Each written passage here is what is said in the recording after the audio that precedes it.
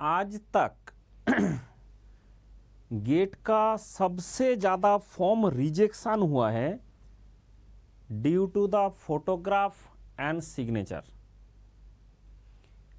और क्या है कि अभी सबके पास मोबाइल है, लगता है कि मेरे पास जब मोबाइल है, मेरा मोबाइल में बहुत अच्छा फ़ोटो खींचता है, मैं बहुत ब्यूटीफुल फ़ोटो खींच सकता हूँ। यहाँ पे आपको ब्यूटिफिकेशन के लिए फ़ोटो नहीं मांगा जा रहा है। आप सिग्नेचर मैं बहुत अच्छा करता हूँ, मेरा मोबाइल में क्यों ना का हो जाए। जेनरली मोबाइल में जो फ़ोटो खींचा जाता है उसका ये जो रिक्वायरमेंट है वो फुलफिल नहीं करता है। तो इसलिए ये जैसे दिख रहा है कि आपका फी स्ट्रक्चर, जैसे दिख रहा है फी स्ट्रक्चर, तो ये फी स्ट्रक्चर के बारे में मैं पहले बता दूं कि ये फी स्ट्रक्चर जो है that is for the female SC/ST PWD candidate 1000 rupees है। ये अगस्त 25 से सितंबर 25 के बीच में है। अगर आपने उसके बाद करते हैं तो आपका जो है और 500 रुपये का बढ़ जाएगा। ऑल अदर कैंडिडेट जो आपका होगा फॉरेन नेशनल, उसका 2000 रुपया लगेगा। और अगर आपने उसका बात करेंगे तो मुझे लगता है कि 25 तारीख से पहले सारा डॉक्यूमेंट रेडी कर ले। सबसे अच्छा वही रहेगा कि सारे डॉक्यूमेंट आप रेडी कर ले, 25 से पहले डॉक्यूमेंट रेडी कर ले, क्योंकि बाद में वही होता है जल्दीबाजी करोगे और गलती हो जाएगा, फिर जाके 1 साल आपका गेट दे ही नहीं पाओगे। क्योंकि आप पढ़ाई भी करोगे, उसके बाद आप देखोगे कि बाद में मेरा फॉर्म रिजेक्ट हो चुका है। ये rejection is very very important. इसमें जो है रिजेक्शन ना हो, ये रिजेक्शन ना होने का मतलब रिजेक्शन ना हो, उसके लिए आपको सबसे पहले मैं बोल रहा हूँ कि सबसे ज़्यादा आज तक का जो रिजेक्शन हुआ है that is due to 2 things. One is that is आपका जो सपोर्टिंग डॉक्यूमेंट है, उस सपोर्टिंग डॉक्यूमेंट में फोटोग्राफी सबसे ज़्यादा दिक्कत करता है। अब ये भी है कि दूसरा एक जगह में दिक्कत होगा कि जैसे आपने फॉर्म भर रहे हो उस टाइम में आपने आईडी प्रूफ दे रहे हो, जो भी आईडी प्रूफ आप दे रहे हो, जैसे आपने आधार कार्ड दे दिया, आपने आपका जो एड्रेस प्रूफ दे दिया, वही डॉक्यूमेंट आपका एग्जाम सेंटर में लेके जाना है। कान खोल के सुनना, अगर खो गया तो आपको एग्जाम सेंटर में एंट्री करने नहीं देगा। जैसे मान लो आपने आधार कार्ड दे दिया अभी, और आधार कार्ड आपने एग्जाम सेंटर में नहीं ले जा पा रहे हो, आपने बोला मैंने आधार कार्ड दिया था बट मैं वोटर कार्ड से करूंगा, नहीं देगा, आपको एंट्री नहीं मिलेगा। खो गया का भी नहीं होता है, आपने अगर पुलिस स्टेशन में कंप्लेंट भी करा तब भी नहीं होता, एंट्री करने नहीं देगा। तो ये स्टैंडर्ड रूल है, स्टेट का रूल है। अगर आपने जो डॉक्यूमेंट से सर्टिफिकेट को आपने यूज़ करेंगे, यहाँ पे अगर आपने आधार कार्ड से यूज़ करेंगे और मान लो आधार कार्ड आपका मास्ट आधार कार्ड से यूज़ किया, तो वही लेके जाना है। मतलब जो डॉक्यूमेंट अभी आपने डिसाइड कर लिया कि यही डॉक्यूमेंट से मैं फॉर्म भर रहा हूँ और यही डॉक्यूमेंट में लेके जाऊंगा, अगर उल्टा किया एग्जाम सेंटर में घुसने नहीं देगा। आपने आधार कार्ड से आधार कार्ड को दिया और बाद में पास पेन लेके गया, नहीं होगा। बोला मैं पासपोर्ट लेकर, नहीं होगा। जो चीज़ से आपने भरोगे वही डॉक्यूमेंट आपके पास होना चाहिए, जो और नाम और उसका सब कुछ सेम टू सेम होना चाहिए, नहीं तो नहीं मानेगा। जो ये actually SC/ST OBC and EWS का तो जरूरत नहीं है सर्टिफिकेट, SC/ST का एंड जो वुमेन कैंडिडेट है और इसका, तो SC/ST का जो होता है इसमें आपको एक पर्टिकुलर फॉर्मेट है और पर्टिकुलर सिग्नेचर होता है, वो मैं दिखा देता हूँ कि तभी आपको कंसेशन मिलेगा। OBC NLC एंड EWS आपको कोई इसके लिए अभी डॉक्यूमेंट नहीं देना है, कोई सर्टिफिकेट नहीं देना है। कान खोल के सुन लो, ये जो SC/ST का सर्टिफिकेट मांगा जा रहा है that is only for the concession purpose. जो आपका आधा पैसा है, 1000 रुपया है उसका फी, उस फी के लिए लोग मांग रहे हैं। बात समझ में? मतलब ये जो आपका SC/ST का सर्टिफिकेट, जो गेट का जो स्कोर कार्ड आएगा वो आपका कैटेगरी प्रूफ ही नहीं होता है। मतलब आपका गेट का जो सर्टिफिकेट है उसमें अगर आपका कैटेगरी जनरली लिखा भी नहीं रहता है, अगर लिख के दे भी दिया, वो आपको दुनिया में कोई वैलिड नहीं है, that is not a valid document. Category proof के लिए वो वैलिड डॉक्यूमेंट है ही नहीं। ये गेट का score card is not a valid document for category proof. तो जब आपने IIT में एडमिशन लेंगे, जब आपने PSU में जाएंगे, तब आपको कैटेगरी देना पड़ेगा। कान खोल के सुन लो, आप अनरिजर्व्ड हो उसका तो कोई सर्टिफिकेट नहीं होता है। SC/ST OBC NLC EWS जो कैटेगरी है वो आपको बाद में चाहिए होता है। अभी SC/ST और इसको इसलिए मांगा जा रहा है कि भाई तुम्हारा पैसा कम कर रहा हूँ PW वाले को, तो पैसा आधा कर रहा हूँ, उसके लिए सर्टिफिकेट दो। तो EWS हो गया आपका, OBC NLC हो गया, ये सब आपको कोई सर्टिफिकेट देने का जरूरत नहीं है, क्योंकि वो आपको तो कोई कॉन्सेशन नहीं दे रहा ना। तो इसीलिए आपका क्या होता है कि जैसे आपका कॉन्सेशन नहीं दे रहा है, तो उसके कारण आपका जो सर्टिफिकेट कॉन्सेशन दे रहा है क्या इसको, ये बात देख लेते हैं। तो जो फीस स्ट्रक्चर है, इसमें जो फीस स्ट्रक्चर दिया गया, तो EWS अगर आपने जुगाड़ लगा दिया, 1 मिनट कहाँ गया, हाँ नहीं है, फीमेल कैंडिडेट है, SC/ST है, PWD है, यही है जो आपको पेमेंट आपका आधा का किया गया, बाकी का है नहीं। तो इसके कारण आपका फीमेल का तो कोई सर्टिफिकेट नहीं चाहिए, बट SC/ST PWD जो कैंडिडेट है, इन तीनों को सर्टिफिकेट देना पड़ेगा to avail this concession. But इसके बाद भी आपका वो कैटेगरी नहीं माना जाएगा। आपका कैटेगरी जब आपने IIT में एडमिशन लेंगे, जब आपने NIT में एडमिशन लेंगे, जब आपने PSU में जाएंगे, तब आपको कैटेगरी सर्टिफिकेट लगेगा, तब सब कुछ लगेगा जिसका SC/ST। मतलब ये जो आपका गेट का स्कोर कार्ड है, ये 3 साल के लिए वैलिड है, सिर्फ इसमें स्कोर देखा जाता है, उसका कोई कैटेगरी नहीं देखा जाता है। कान खोल के सुन लो ना, तो इसमें कैटेगरी का कोई रैंक होता है, कुछ भी नहीं होता है। इसके चक्कर में कैटेगरी आप चाहे कुछ भी भर दो, जैसे मान लो आपने EWS हो और आपके पास EWS सर्टिफिकेट नहीं है, सबसे बड़ा प्रॉब्लम यही आता है, आप EWS हो और आपके पास EWS सर्टिफिकेट नहीं है का जरूरत ही नहीं है भाई। और यहाँ पे EWS बताना, बताओ चाहे नहीं बताओ, अगर आपने EWS भर दिया गेट फॉर्म में और बाद में आपने EWS सर्टिफिकेट नहीं मिला, तो कोई दिक्कत नहीं है। आपने गेट का फॉर्म में अनरिजर्व भर दिया और बाद में EWS लगा के आपने IIT में ज्वाइन करो, कोई दिक्कत नहीं है। कान खोल के सुन लो, सबसे बड़ा मैं बात बता रहा हूँ, जो सारा दुनिया में हर बच्चे इसी डाउट लेके घूमता रहता है। गेट का फॉर्म में आपका क्या कैटेगरी था और आपने बाद में जो फॉर्म भरोगे, जैसे अपना PSU के लिए फॉर्म भरोगे, IIT के लिए फॉर्म भरोगे, NIT के लिए फॉर्म भरोगे, उसमें क्या फॉर्म भरोगे, कौन सा कैटेगरी भरोगे, उसके लिए कोई दोनों से रिश्ता नहीं है। गेट का जो स्कोर कार्ड आएगा उसका सिर्फ स्कोर से मतलब है, बाकी आपका कैटेगरी से उसका कोई मतलब नहीं है, उसका कैटेगरी माना भी नहीं जाता है। लेकिन जब तुमने वो फॉर्म भर दिया, जैसे मान लो आपका IOCL NTPC का फॉर्म भर रहे हो और उसमें आपने EWS भर दिया, तो NTPC का डॉक्यूमेंट वेरिफिकेशन में तुमको प्रॉपर EWS सर्टिफिकेट दिखाना पड़ेगा, नहीं तो रिजेक्ट कर देगा। अगर आपने OBC भरा तो OBC का सर्टिफिकेट दिखाना पड़ेगा, SC भरा इसका सर्टिफिकेट दिखाना पड़ेगा। कब? जब NTPC में जब फॉर्म भरोगे, उसमें जो भरोगे वही आपको दिखाना पड़ेगा।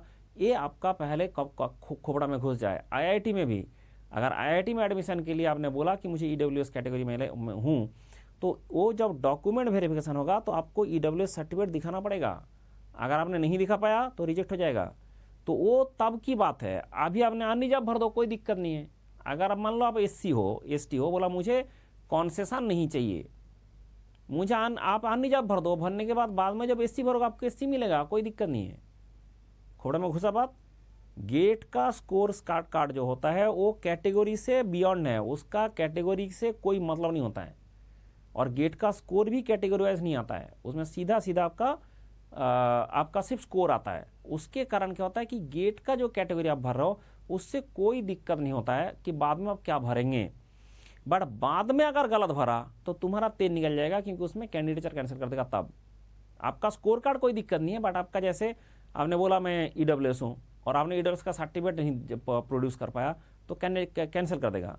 तो इस टाइप का विषय होता है। तो उसके कारण आप ध्यान रखें कि जो सबसे इम्पोर्टेंट बात मैंने बता दिया, एक कैटेगरी रिलेटेड। दूसरा इम्पोर्टेंट जो आज तक सबसे ज़्यादा रिजेक्शन हुआ है फॉर्म, वो हुआ है ड्यू टू योर फोटोग्राफ। अब फोटोग्राफ में ऐसे क्या दिक्कत है जिसके कारण होता है कि फोटोग्राफ में दिक्कत कुछ नहीं है। अगर आपने ये फोटोग्राफ का जो क्वांटिटी बोला गया कि गुड क्वालिटी होना चाहिए, कलर फोटोग्राफ होना चाहिए, पासपोर्ट साइज होना चाहिए, जैसे 3.5 centimetre width and 4.5 centimetre height का, अगर ये फोटोग्राफ आपने स्टूडियो से खींचेंगे ये कभी रिजेक्ट नहीं होगा। लेकिन आपने खींचोगे मोबाइल से, वो टेढ़ा रहता है, मोबाइल से फ़ोटो सीधा नहीं आता है।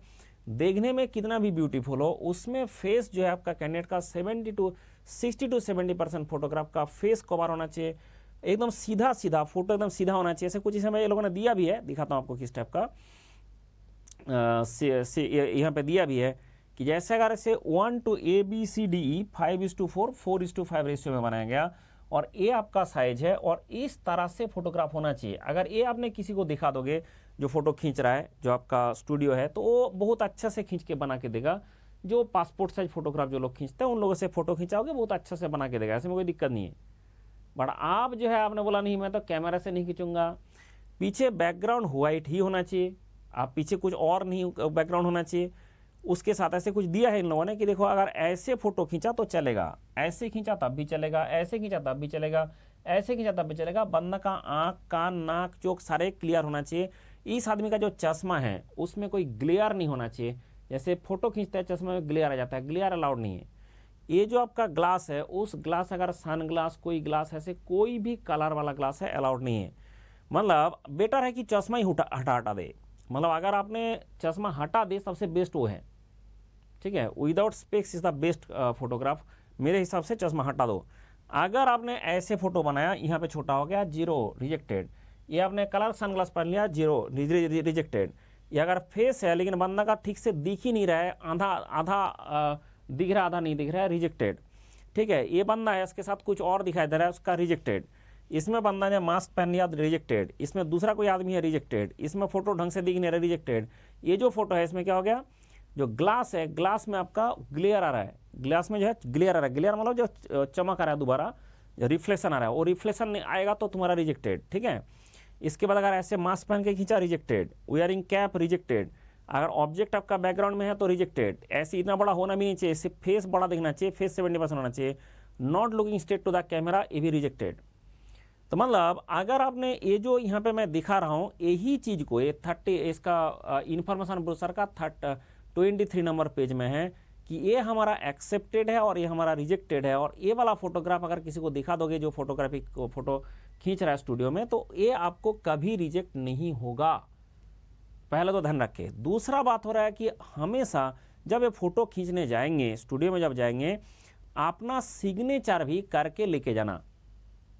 ये जो सिग्नेचर है इसको भी करके लेके जाना, सो दैट इस सिग्नेचर का भी फोटो खींचे। ठीक है, आपने प्रॉपर एक व्हाइट पेपर में सिग्नेचर करे, जैसा आप देखा ऐसे ये भी चलेगा, ये भी चलेगा, ये भी चलेगा, ये भी चलेगा, कोई प्रॉब्लम नहीं है। लेकिन अगर ऐसा किया, जो फोटो मोबाइल में खींचने के बाद ऐसे ही आता है, मोबाइल में फोटो खींचने के बाद ऐसे आता है, मोबाइल में जैसे अगर फोटो खींचा मोबाइल में, तो फिर अगर जैसे उसको आपने स्कैन करके डालने जाओगे इस तरह का आएगा तो रिजेक्टेड। अगर ऐसे करके सारे कैपिटल लेटर लिख दिया रिजेक्टेड। ठीक है, आपका जो है ऐसे करके लिखा गया सिग्नेचर आपका, हाँ ब्लू और ब्लैक पेन में होगा, दूसरा कलर नॉट अलाउड, ब्लू और ब्लैक पेन जो आपका ब्लू और ब्लैक दोनों में होगा। अगर आपने कोई और कलर यूज़ किया तो रिजेक्टेड। ठीक है, रेड कलर तो होगा ही नहीं, वो तो रिजेक्टेड पहले ही। ठीक है, अब ये इतना छोटा है, that is too small, rejected. इसमें ओनली इनिशियल सिग्नेचर रिजेक्टेड, इसमें आपका देखा गया ऐसे रिजेक्टेड। मतलब क्या होता है कि ये ऐसे से बाहर चला गया उसका रिजेक्टेड, इस तरह में बाहर चला गया रिजेक्टेड, इसके बीच में कुछ और आ गया रिजेक्टेड। मतलब आप समझ में आया कि क्या क्या रिजेक्ट करता है। और मैं बता रहा हूँ कि इससे पहले मेरे पास जो मैसेज आता रहता था बच्चे का जो सबसे ज़्यादा कि सर मेरा फॉर्म रिजेक्ट हो गया, मेरा फॉर्म ऐसे था हो गया। ठीक है, ये जो मेरा फॉर्म रिजेक्ट हो गया, मैंने पैसा भी दिया फिर भी रिजेक्ट हो गया। फिर तुम्हारा सिर्फ फॉर्म रिजेक्ट नहीं होता, तुम 1 साल के लिए रिजेक्ट हो जाते हो। ये ध्यान रखिए, अगर इसको मिस्टेक किया, मुझे ऐसे वीडियो बनाने में नहीं आया हूँ कि इसका कारण था कि ये जो चीज़ है जिससे सबसे ज़्यादा रिजेक्टेड होता है। दूसरा बात हो रहा है कि ये तो हो गया मेन रिजेक्शन का कारण, जो मैंने 2 बताया, फोटो, ये फोटोग्राफी भी आपको इससे करना है स्टूडियो से, और साइन करके लेके जाना, वो भी बना के लाना। कौन सा साइज का, दैट ऑल्सो मैटर्स, क्योंकि इसका पिक्सल भी फिक्स्ड है और जो भी आपका पे करोगे पिक्सल भी फिक्स्ड है। ये जो आपका जेपीईजी और जेपीजी फॉर्मेट में ही होना चाहिए। उसके बाद इसका 1:R होना चाहिए, इसका 3 KB से इतना KB होना चाहिए, ये पिक्सल से पिक्सल होना चाहिए। मतलब जो लिखा है अगर आपने इसको फॉलो नहीं किया आपका फॉर्म रिजेक्ट होगा। कान खोल के सुन लो, जो आपने यहाँ पे लिख के दिया है कि आपका 6 जेपीजी फॉर्मेट में होना चाहिए। उसके बाद ये दोनों चीज़ को पहले आप वो बना लो, अपना मेल में रख लो। पहले जो भी स्टूडियो में जाओगे वहाँ से इसको एग्जैक्टली इस फॉर्मेट में बनाओ जो एक्सेप्टेबल है। जैसे 5 KB से 600 KB बोला, हमने 100 KB बनाएंगे, ठीक है, 100 200 भी हो गया, कोई दिक्कत नहीं है। लेकिन ये जो पिक्सल है, इस पिक्सल से इस पिक्सल का बात बोला गया, इसके बीच में ही पिक्सल रहना चाहिए, इसका साइज जो बोला वही रहना चाहिए। ऐसे करके दो चीज़ पहले बना लो, फोटो एंड इमेज। फोटो उसका ईमेल में रख लो, बस पहला काम है, ये दोनों को ईमेल में रख लो। उसके बाद फॉर्म भरना शुरू करो, जितना भी फॉर्म भरना है इसको ऐड करते जाओ। फॉर्म भरते टाइम हमेशा ध्यान रखे, जो साइड में लिखा है कि योर नेम लिखा है, आपने फादर्स नेम लिख दिया। ये ऐसे हुआ है, इससे पहले बहुत बार हुआ है। नेम लिखा है उसमें फादर्स नेम लिख दिया, फादर्स नेम लिखा है उसमें अपना नेम लिख दिया। तो ऐसे मिस्टेक ना करें, क्योंकि ये जो फॉर्म आप भर रहे हो, अगर आपका जो एडमिट कार्ड है उसी के बेसिस में एडमिट कार्ड आएगा और एग्जाम सेंटर में वही डॉक्यूमेंट दिखाना है, वही स्पेलिंग दिखाना है, सब कुछ अगर मैच नहीं किया तो तुम्हारा जो है उसमें, और आपने जैसे बोला कि मैंने कौन कौन सा डॉक्यूमेंट यहाँ पे दे रहा हूँ, मैंने आधार कार्ड दे रहा हूँ, मैंने वोटर कार्ड दे रहा हूँ, तो आपको वही 2 डॉक्यूमेंट लेके जाना पड़ेगा। अगर आपने कोई दूसरा डॉक्यूमेंट लेके गया तो एग्जाम सेंटर में भी घुसने नहीं देगा, क्योंकि गेट बहुत ही सीरियस एग्जाम है, ये कोई बेवड़ा कैंडिडेट के लिए नहीं है, पहला ध्यान रखें। गेट एग्जाम बहुत ही सीरियस बच्चे के लिए होता है। तो मेरे हिसाब से मैंने सारे समझा दिया। इसके बाद आप सुनोगे तो आपका फॉर्म रिजेक्ट नहीं होगा, और नहीं सुनोगे तो रिजेक्ट होगा, तब भी मंडल के पास ही आएगा बोलने, ठीक है, कि क्या करूं सर। तो इसलिए वो चीज़ ना हो, ये मैं बता दिया जो मुझे बताना था। अभी थोड़ा सा प्रचार का बात है कि देखो कि ये हमारा 24 अगस्त को होने जा रहा है स्कॉलरशिप टेस्ट, इसमें आप टू 90% स्कॉलरशिप मिलेगा। ये एक QR कोड है जो मैंने आपको यहाँ पे हमने एक्टिवेट कर रहा हूँ QR कोड। तो ये जो QR कोड है, जैसे आपने ये QR कोड स्कैन करेंगे तो कैसे खुलेगा पोर्टल, मैं दिखाता हूँ कि किस तरह से। तो इसमें ऐसे करके खुलेगा, एक प्लस एंड आइकॉनिक का क्लास, ऐसे प्लस एंड आइकॉनिक। जैसे हमने प्लस में जाएंगे तो आप बोलेंगे सर इसमें यहाँ पे व्यू प्लान करो, ये खुश रहो मेरा कोड है। जैसे देखो इसमें 50% अभी ऑफ चल रहा है, ये वीडियो मैं रिकॉर्ड कर रहा हूँ, आप 50%, हो सकता है इससे बढ़ जाए, हो सकता है इससे घट जाए, कि जिस टाइम में आप करेंगे तो इससे आपका हाँ पक्का वो जो QR कोड स्कैन कर लो, उससे आपको हमेशा उसी टाइम में जो मैक्सिमम डिस्काउंट आने के दे रहा है वो आपको मिल जाएगा। अभी के टाइम में आप देख सकते हैं 6 मंथ 9 मंथ, ये भी जो टाइम ड्यूरेशन है भी चेंज होता है। एंड आइकॉनिक लेंगे तो आपको मेंटरशिप मिलेगा, उसमें 24 मंथ कौन लेता है, जो आपका 2nd ईयर 3rd ईयर का बच्चे है, 1st ईयर का बच्चे है, ये लेता है 4th ईयर का, ये लेता है आपका पास आउट वाले बच्चे, ये लेता है आपका पास आउट वाले बच्चे। तो ये जो चीज़ें आपका डिपेंड करता है कौन सा वाला आपको लेना है, बट हमेशा आपको ऐसे मिल जाएगा डिस्काउंट।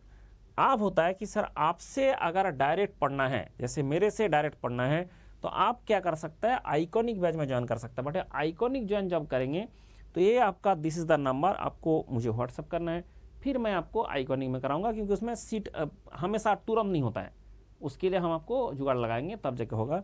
तो इसमें आइकॉनिक में अगर ज्वाइन करना है तो सुपर 30 बैच में इस तरह से ज्वाइन किया जाए। टेलीग्राम चैनल है, इसरो बैच है, इसरो का भी एग्जाम होता है, इतना सारा ना हमारे पास बहुत सारे बैच हैं। तो फिर हाँ आपसे क्यों पढ़े ना, ये जुगाड़ मैं आपको सिखाता हूँ कि एक्चुअली मैं क्या कराता हूँ। ये सारे तो हमारा है ही सिस्टम में, मैं क्या कराता हूँ, जैसे आपने मेरे से एक खुश रहो कोड से सब्सक्रिप्शन ले लिया, जो आपका QR कोड दिख रहा है, आपको मैंने एक ऐसे स्प्रेडशीट भेजता हूँ जहाँ पे एवरीथिंग रिटर्न है, पूरा मैकेनिकल इंजीनियरिंग। अगर आप 1st ईयर में पढ़ रहे हो, 2nd ईयर में पढ़ रहे हो, 3rd ईयर में पढ़ रहे हो, 4th ईयर में पढ़ रहे हो, पास आउट हो चुके हो, आप जो मैकेनिकल का टॉपिक पढ़ रहे हो उसका वीडियो लेक्चर आपको उसी दिन जैसे ही सब्सक्रिप्शन लिया तुरंत मैं प्रोवाइड करूंगा। कैसे ना, जैसे मान लो आपका जैसे मैथमेटिक्स, प्रोडक्शन, ऐसे सारे आप देख रहे हैं ना, ऐसे कितना सब्जेक्ट का, ऐसे 17 सब्जेक्ट का आपको डायरेक्ट लेक्चर मेरे पास है, और मैं पढ़ाता हूँ, सारे आपको प्रोवाइड कर दूंगा। इसमें क्या हुआ, जैसे मतलब मुझे वाइब्रेशन पढ़ना है तो आपने वाइब्रेशन में चले जाओ, क्लिक किया चले गए। जाने के बाद आपने देखा कि हमारा कॉलेज में वाइब्रेशन पढ़ा रहा है, तो उसका कॉलेज में कौन सा टॉपिक पढ़ा रहा है, इसमें जैसे टॉपिक क्लिक करोगे क्लियर डायरेक्ट आपका क्लास खुलेगा। जैसे क्लिक किया आपका डायरेक्ट क्लास खुल जाएगा, जैसे क्लिक किया डायरेक्ट क्लास खुल जाएगा, कौन सा टॉपिक तो खुलेगा, उसके लिए आपको लॉगिन चाहिए, मतलब आपका सब्सक्रिप्शन चाहिए। नॉट ओनली दिस, आपका पूरा मैकेनिकल का, जैसे आप फर्स्ट ईयर में पढ़ते हो, कॉलेज में पढ़ रहे हो, तो आपने इसको कहाँ कहाँ यूज़ कर सकते हो सर? आपने कॉलेज में, और एवरीडे मेरा एक क्लास चलता है लाइव क्लास, आप लाइव क्लास में भी आ सकते हो। अब होता है कि आप बताओ कि आपने फर्स्ट ईयर में पढ़ रहा हो, तो सब कुछ आपको मैंने दे दिया। कॉलेज में जो पढ़ा रहा है समझ में आए चाहे समझ में ना आए, आप इंडिया का किसी भी कोने में बैठे हो, वहाँ से आप ये जो मेरा टॉपिक है, मेरे से वो पढ़ाई कर सकते हो, वही टॉपिक जो आपको पढ़ा रहा है आज क्लास में, जो वही टॉपिक जो आज आपको समझ में नहीं आ रहा है ढंग से, वो चीज़ आप यहाँ से डायरेक्ट मेरे से पढ़ सकते हो। ये सिस्टम में बना दिया। दूसरा होता है कि ये जो मेरा मटेरियल है, ये कंटेंट्स एवरीथिंग, मतलब कैसे एवरीथिंग, क्योंकि जो भी मैं मटेरियल प्रोवाइड करता हूँ दैट कंटेंट्स एवरीथिंग। जैसे आपको सबसे पहले एक स्प्रेडशीट मिलेगा, और ये आपको मटेरियल मिलेगा, स्प्रेडशीट मिलेगा, ये आपको मटेरियल मिलेगा। जैसे आपने क्लिक करेंगे, कोई भी सब्जेक्ट खोल लो, इसमें एनी सब्जेक्ट, जैसे बोला मुझे कास्टिंग खोलना है, तो चलो खोल लो कास्टिंग। अब क्या होगा कि आप जब देखेंगे कि कास्टिंग अभी तक तो आप बहुत जगह में पढ़े होंगे, सुने होंगे, जो पास आउट हो चुका है तो कई बार पढ़ लिया होगा, लेकिन दिक्कत ये होता है कि जब कास्टिंग का तरीका है, पढ़ने का तरीका है, वो रहता है गलत। क्यों ना? जो टीचर क्या कहेंगे, टीचर कहेंगे देखो मैं तो आपको पढ़ा रहा हूँ, मैं पढ़ रहा हूँ, खूब पढ़ा रहा हूँ, पता नहीं क्या क्या पढ़ा रहा हूँ, उसके बाद तुमको पढ़ना पड़ेगा कौन सा? PYQ, मेरा DPP कर लो। अब बच्चे को समझ में नहीं आता है कि भाई तेरे पास उतना टाइम नहीं होगा कि तुम पहले क्लास करोगे। जैसे अगर पूरा मैकेनिकल इंजीनियरिंग पढ़ना चाहते हो, 900 लेक्चर है, 900 पूरा मैकेनिकल। जैसे गेट में सारा नहीं होता है, सिलेबस में कुछ थोड़ा कम होता है, 700 के 700 टू 750 लेक्चर से आपका गेट हो जाता है, बट 900 लेक्चर आपका पढ़ना पड़ता है। अगर आपने सारे पढ़ेंगे 900 लेक्चर 2 घंटे करके 1800 घंटे होता है। पहले इतना पढ़ाई करेंगे, फिर आप उसको रिवीजन करेंगे, फिर DPP करेंगे, फिर उसके बाद PYQ करेंगे। तुम्हारे पास टाइम होगा क्या? अब क्या होता है, बच्चे पगला जाता है कि करूं तो कैसे करूं। तो जितना भी कोचिंग है वो सारे जुमला है, सारे कोचिंग का एक स्टैंडर्ड है कि मैं पढ़ा रहा हूं बहुत कुछ, उसके बाद मैं तुमको DPP भी दे रहा हूं, उसके बाद तुमको मैंने मतलब PYQ भी खुद कर लेना। तो जब इतना ही खुद कर लेते तो तुमने इंटीग्रेट क्यों नहीं कर दिया क्लास में? तो हमने क्या किया, सब कुछ इंटीग्रेट कर दिया क्लास में। पहले हम थ्योरी पढ़ाते हैं, और उसके बाद इस धरती में चाहे गेट हो, IAS हो, इसरो, मैकेनिकल का कोई भी, जैसे अगर मान लो आपको पूछा गया कास्टिंग, तो कास्टिंग का स्प्रू क्या है, उसके लिए आपका क्या, चाहे किसी भी एग्जाम में आया तो आपका सेम ही आएगा ना। इसलिए हमने क्या किया, सारा दुनिया भर का सारा क्वेश्चन को ऐसे उसके बाद लगा दिया। जैसे ही एक कॉन्सेप्ट पढ़ा उसके बाद क्वेश्चन, जैसे एक कॉन्सेप्ट पढ़ा उसके बाद क्वेश्चन। इस धरती में जितना भी क्वेश्चन आया है सारे के सारे हमने इस तरह से सीक्वेंस में डाल रखा है। आपको ना तो PYQ करना है, सब कुछ इसमें है। आपको ना तो DPP करना है, सब कुछ इसमें है। आपको ना तो दूसरा किताब पढ़ना है, सारे किताब से जो नोट उठाना था सारे इसमें है। इसलिए इसका नाम है Dini Ilahi, that is good for everything. जितना भी इस धरती में पढ़ना है, आप कॉलेज में पढ़ने जाओगे आपको सब कुछ दिख जाएगा। आप 300 एग्जाम देने जाओगे, 300 क्यों? क्योंकि मैकेनिकल इंजीनियर 300 एग्जाम दे सकता है। जैसा अभी हुआ है सतलुज जल विद्युत निगम लिमिटेड का हुआ है, अभी HPCL का एग्जाम हुआ है, अभी इसरो का होने वाला है, ECIL का होने वाला है, GSI का होने वाला है, अभी इसके बाद UPSC AE का होने वाला है। मतलब एग्ज़ाम ऐसे होता ही रहता है। तो कितना ऐसे एग्ज़ाम है, तो मैंने जब नाम लिखा तब पता चला मैकेनिकल मतलब इंजीनियर, नॉट ओनली मैकेनिकल, सारे इंजीनियर मिला के 300 के आसपास एग्ज़ाम है जो आप एलिजिबल हो। तो ये जो 300 एग्ज़ाम का मैंने नाम दिखा रहा हूँ, इस 300 एग्ज़ाम में जो टेक्निकल क्वेश्चंस होता है, सारा टेक्निकल क्वेश्चन मैंने इस मटेरियल में ऐसे इंक्लूड करके रखा हूँ, एंड उसके साथ ये जो क्लास है इस क्लास में सारे इंक्लूड करके रखा हूँ। अगर आप पढ़ना चाहते हैं, ये आपके रहा सामने रहा QR कोड, एंड इसमें ज्वाइन करें एंड मेरा phone number WhatsApp number save करें एंड इस नंबर में मुझे मैसेज कर दे। फिर आपका एक सब्सक्रिप्शन एंड मेरा ये सिस्टम दोनों मिलके हम ऐसा जुगाड़ बना लेते हैं जो दुनिया में आपको और कुछ करने का ज़रूरत नहीं है। चाहे कॉलेज में अच्छा परफॉर्म करना हो, आपको प्राइवेट कंपनी में जाना हो, इंटरव्यू में अच्छा परफॉर्म करना हो, और चाहे इस 300 एग्ज़ाम का गेट, IAS एंड बाकी जो 300 एग्ज़ाम मैं नाम दिखाया उसका कोई भी एग्ज़ाम देना हो, सब कुछ हम साथ साथ पढ़ाते हैं। क्योंकि एक सब्जेक्ट अगर आप समझ गए, वो कोई भी एग्ज़ाम में आए क्या फ़र्क पड़ता है। अगर आपने न्यूटन्स लॉ पढ़ लिया, अगर आपने समझ लिया, तो वो कोई भी एग्ज़ाम में आए क्या फ़र्क पड़ता है। तो इसलिए हम उसको समझाते हैं और उसके बाद इतना सारे क्वेश्चन से उसको हम खोपड़ा में घुसाते हैं। अगर आप चाहते हो तो आप ज्वाइन करें and this is the QR code and this is the WhatsApp number. चलो बाय बाय, टेक केयर।